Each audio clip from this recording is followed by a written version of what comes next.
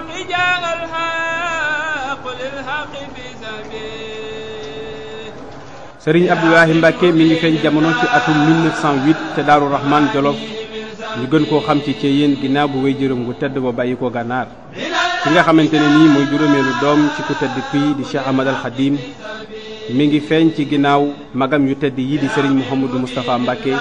Serigne Falilou Mbacke Serigne Mouhamadou Lamine Baara Mbacke ak Serigne Bassirou Mbacke way jërëm wu jigéen mi ngi tudd soxna Fatima Kubra al Kuntiyu di doom ci Cheikh Sidi al Muxtaarul Kuntiyu di nitu yàlla bu mag bu nekkoon ca gànnaar bi mu gonee àddina wax nañu ne Serigne Touba mbégte mu rëy la àndaloon am na ñu ko gane si woon mu wax leen ni biig de am na gan gu mag gu feeñ ci jamono mi ngi ko fekkoon sax muy bind xasidaam bi ñuy wax minal xaq ay atam yu jëkk mi ngi ko def ca Ceyeen ba ci 1912 bi Serigne Touba demee Njaareem dénk ko Serigne Dame Abdourahmane Lo ngir mu jàngal ko alxuraan ci daara alimul xabiir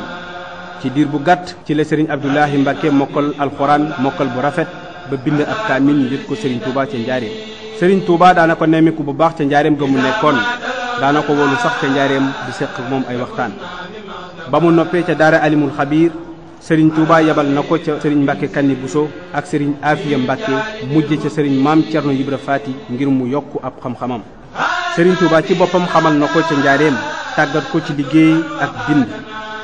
wax nañu ne am na mbind mu bari mu ko Serigne bi doon binduloo ba mu ko bindee ba àggal Serigne Touba bég ci lool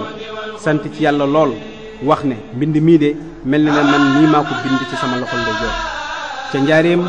Serigne Abdoulahi Mbacke yokku na fa xam-xam ci fànn yépp tàggatu fa ci liggéey ak jaamu yàlla noo xam ne néewaa nañu gis ko doonoon na boroom xam-xam bu mag di jàmbaar ju rëy te tebe yéemoon na mbooleem ku mu nekkaloon ca 1930 ci ndigalu way juróom wu tedd wa ci la Serigne Abdoulahi Mbacke sañc dëkkam bu mag bi mu duppee Daaru Rahman ja ca Ceyeen ci dëkk boobu la sax di fa liggéey di fa jaamu yàlla te di ca tàggat mbooleem ña mu nekkaloon ca foofu la sax ba am bis mu bëgg a def ab toolu dër ci àll boobu loolu nag jaaxaloon na mbooleem nit ñi ngir suuf si baaxoowuñu faa bay lu dul lu mel ni dugub ñebbe ak sorgho waaye sëriñ bi wane na fa ab xarbaax bu rëy ndax bi ñuy natt tool yi fu ñu gas rek ndox mi wër leen mboolem meññeent yépp daana ñore ca toolu dër boobu toll ci 25 000 hectares di ñaar fukki junni ak juróom ci hectare daanañu wax ne sax ngir togg ak añ ca tool ya daawuñu yóbbu lu dul diw ak mat leneen la ca des lépp ca tool yi lay génne ba ci jën yeen daan napp ca dex ga diggante 1940 ak 1945 mbayum ceeb moomu daana génne ci lu toll ci juróomi téeméer ba ci juróom benn téeméer ci tonne Serigne Abdoulahi Mbacke nag ku xam jikkoom xam ko ci ak dal ci aw fit wu rëy ci farlu ci lépp lu mu mën a doon ci ngor ak jom akum xel mu rafet ab tab la woon bu yaatu di muñkat di ko doylu diggam ak boromam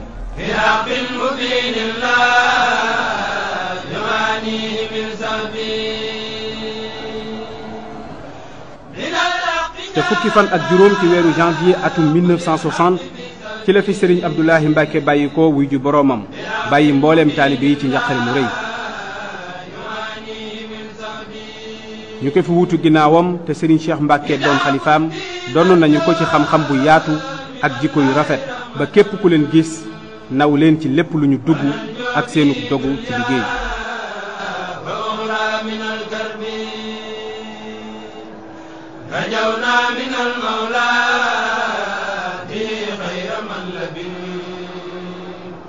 وفزنا به في كل